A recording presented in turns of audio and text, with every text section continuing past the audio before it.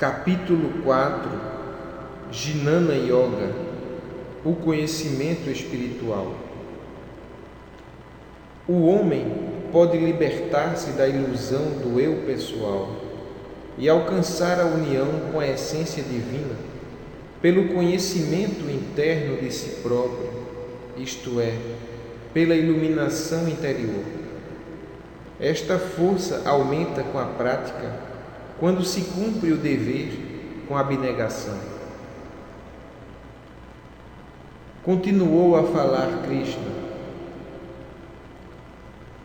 Já na mais remota antiguidade, dei esta doutrina da união com o eu divino, a Vivasvati. Ele a ensinou a Manu e este a transmitiu a Ikshvaka, o fundador da dinastia solar. Vivasvati é o sol espiritual, ou a mente divina no princípio do mundo. Manu se deriva da raiz sânscrita man, pensar. Aqui se refere ao filho do sol e pai da raça atual. Rishis são os reis sábios ou patriarcas. De Ikshvaka passou essa doutrina a outros e era conhecida pelos Rishis no decorrer dos tempos. Entretanto, caiu em esquecimento o sentido espiritual, conservando-se apenas a letra. Tal é a sorte da verdade entre os homens. A ti, agora que és meu amigo dedicadíssimo, quero de novo explicar esta doutrina, que é o mais profundo segredo e a mais velha verdade. Disse a Arjuna: como devo compreender-te, ó Senhor, quando dizes que ensinaste a Vivasvati? Ele viveu no princípio do tempo e tu nasceste há poucos decênios.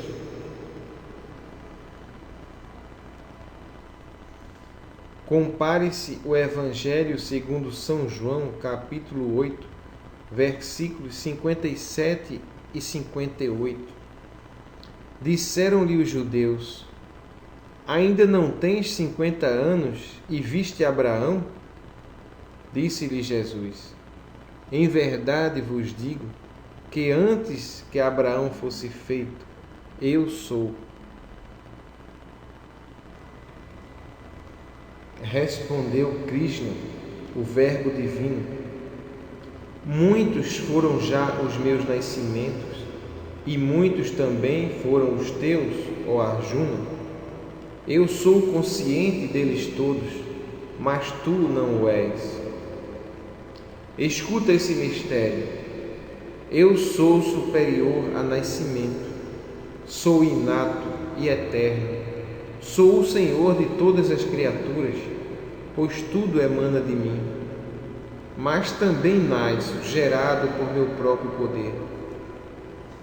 Sempre que o mundo declina em virtude e justiça, sempre que imperam o vício e a injustiça, venho eu, o Senhor, e apareço no meu mundo em forma visível, nascendo e vivendo como um homem entre os homens. A minha influência e doutrina destroem o mal e a injustiça e restabelecem a virtude e a justiça. Muitas vezes já apareci assim e muitas vezes aparecerei ainda. Quem me reconhece em minha encarnação, quem me conhece em minha essência, não precisa reencarnar-se mais ao deixar o seu corpo mortal e vem morar comigo em meu reino de bem-aventurança. Muitos já vieram assim a mim, tendo se libertado do medo, ódio, ira e paixão. Quem a mim se dirige com firmeza e em mim fixa a sua mente, é purificado pela chama sagrada do amor e da sabedoria, e livre da atração dos objetos terrenos, torna-se semelhante a mim e entra em minha vida espiritual. Eu acolho prazenteiro todos os que me procuram e honram, qualquer que seja o caminho que sigam, porque todos os caminhos, todas as formas religiosas, embora de denominações diferentes, a mim os conduzem. Até aqueles que adoram os devas, o mesmo que anjos, e lhes pedem recompensa por suas ações, encontram o que procuram, pois no mundo dos homens toda ação produz o seu fruto. Mas eu sou o Criador da humanidade inteira, em todas as suas fases e formas. De mim procedem as 4 castas.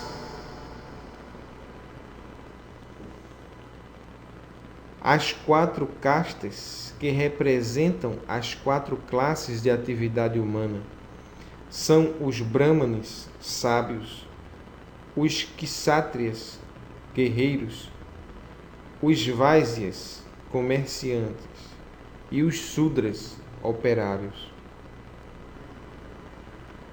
Com as suas qualidades e atividades distintivas, sabe que eu sou o Criador delas, se bem que em mim mesmo sou imutável e sem qualidades.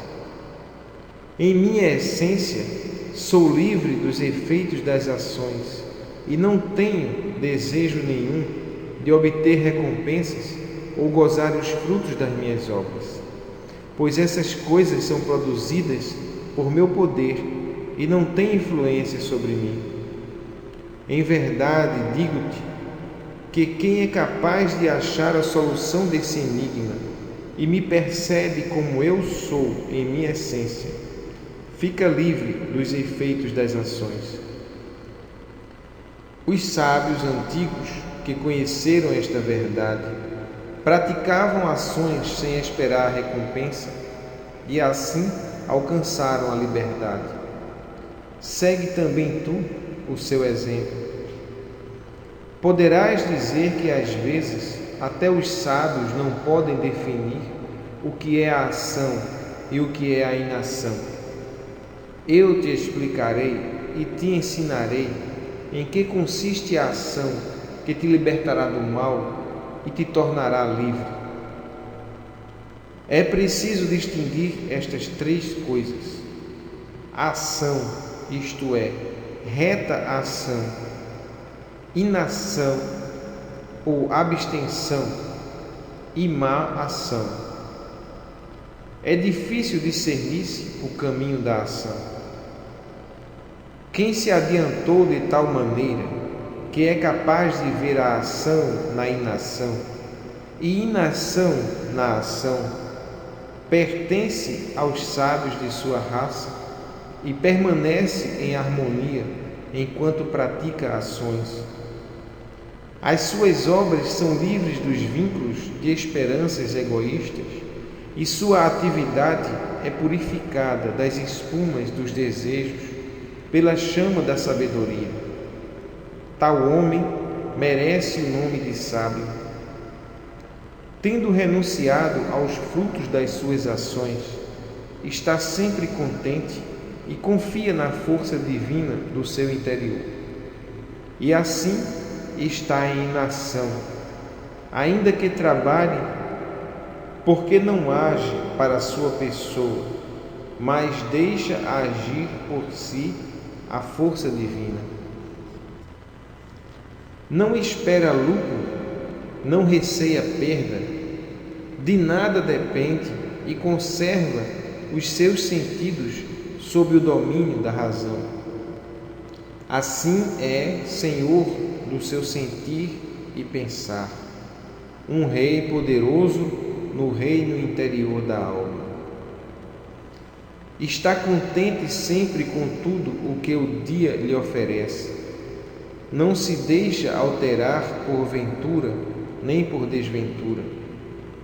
É livre da inveja, conserva o ânimo igual e o coração afável, tanto no sucesso como no insucesso. Faz sempre o melhor que pode, porém sem se apegar à obra. Assim vive puro e imaculado entre os impuros e pecadores. As obras do homem que matou em si todo o apego e mantém sua mente firme na sabedoria são como inexistentes para ele. Tudo ele faz no Espírito Divino, conforme a vontade de Deus, e assim cada uma de suas ações é um sacrifício no altar do amor divino. Deus é amor. Deus mesmo é o sacrificador e o sacrifício. Ele é o fogo e o alimento do fogo. Deus em Deus oferece sacrifício a Deus. E assim quem vem a Deus, quem oferece sacrifício nele pensa. Há muitos devotos que invocam os deuses inferiores. Outros adoram o princípio divino só no fogo do amor. Outros há que oferecem à divindade sacrifícios de abnegação, renunciando ao que agrada ao ouvido, à vista e os outros sentidos. Outros dirigem a Deus preces e hinos pios e elevam ao Altíssimo os corações ardentes. Muitos depõem no altar do coração os prazeres da vida, alimentando o fogo místico de renunciação, pelo qual se lhes comunica a luz do conhecimento. Outros renunciam à riqueza e fazem votos de penitência e obediência, ou dedicam-se ao estudo e à procura da verdade, meditando no silêncio. Outros praticam a respiração sagrada e, pondo em harmonia o hálito interior e o exterior, dominam a aspiração e a expiração pelo poder da vontade. Outros praticam abstinência e jejuns e esforçam-se por sacrificar a vida material totalmente à vida espiritual. Todos estes oferecem sacrifícios, ainda que de diferentes modos, e todos obtêm méritos pelo espírito sacrificial das suas observâncias.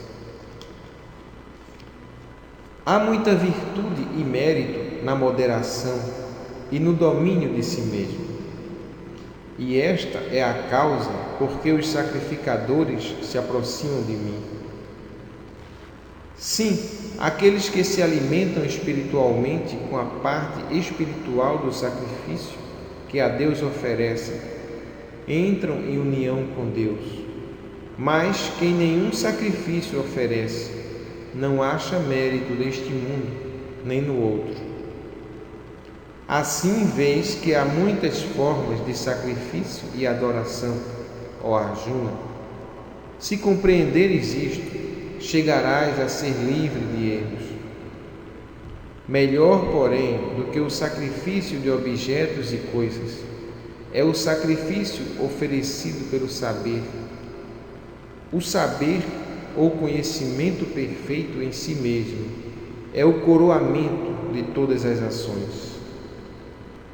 Ao saber perfeito, ao conhecimento da verdade, chegarás adorando, servindo e investigando.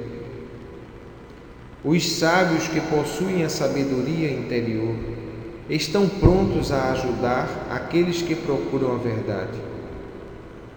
Quando tiveres adquirido a sabedoria, serás livre de confusão, dúvidas, má compreensão e erros, pois verás que tudo o que existe no grande todo forma uma só vida e, por conseguinte, é contido em mim e em ti mesmo. ainda que tivesses sido o maior pecador dentre os homens, a nave do conhecimento da verdade te conduzirá sem perigo pelo mar dos pecados.